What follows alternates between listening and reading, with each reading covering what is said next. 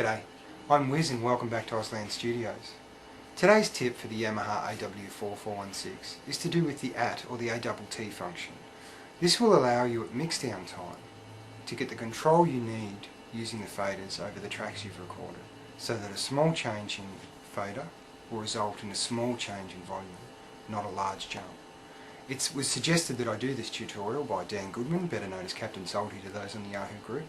So here's a book that most of you may or may not be familiar with. It's the AW4416 reference guide, and if you go to page 54 within that, you'll find the information regards the ATT control. So let's check out the tutorial and I'll see you at the end. Put your faith in my old car. Let her blast. How does using the AT function improve our mixes? Well, at mixdown time our faders will go from looking like this to like this. How does that help us? Well, first of all, we have to understand something about faders. Faders, they aren't linear.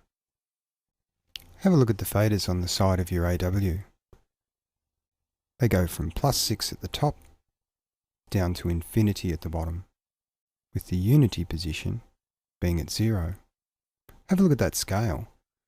The first division below 0 is only a 2.5 dB change.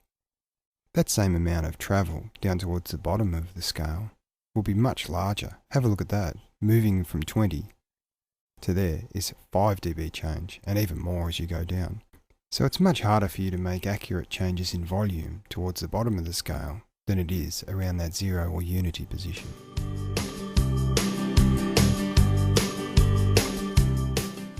Okay, here's an example. We're mixing down our song. We're at that stage where we've thrown up a rough mix. We've got the instruments and voices balanced how we want them. We've got them panned in the stereo field where we'd like them. And now what we're going to do is we're going to go about fine-tuning our mix. We're playing it through and we're saying, oh, okay, that bass is a little bit soft there. That guitar needs to be pushed up a little bit here. And this is where you need that resolution, that having the faders around that 0 or unity mark will help you. Notice the bass guitar on channel 5. Its fader is at -15 dB, but it's sitting beautifully in the mix.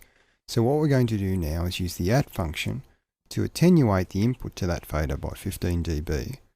Then we can use our finger to push the fader up to 0 and the mix will still sound the same. But now any changes we make with that fader will be much smaller than they would have been if we had have left it down around -15.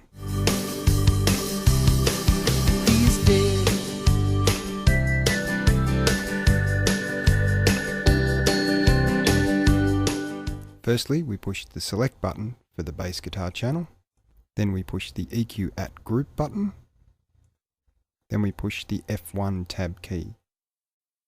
Then we use our cursor buttons to make sure that the AT knob is highlighted. Then grab the jog shuttle wheel and roll it down to -15 dB. This has reduced the input to that fader by 15 dB. Now it's just a matter of raising the channel fader up to unity, and Bob's your uncle. The bass sits in the mix exactly as it did at the start, but the fader for the bass track sits around unity or 0, so that small movements of that fader equal small movements in volume, which is a great thing when you start to fine-tune the mix. You need that accurate control. Well, I hope that gets you up and running. I hope now that you'll have greater control over your faders during mixdown time. You can check out my website at www.auslandmusic.com, where there's some information and pictures of how I mic drums and things like that when I was recording my album. You can pick up a copy of the album there if you wish. So until next time I see you, happy tracking. Tell me something that I don't know. Take me somewhere I ain't been. Ditch the town for the open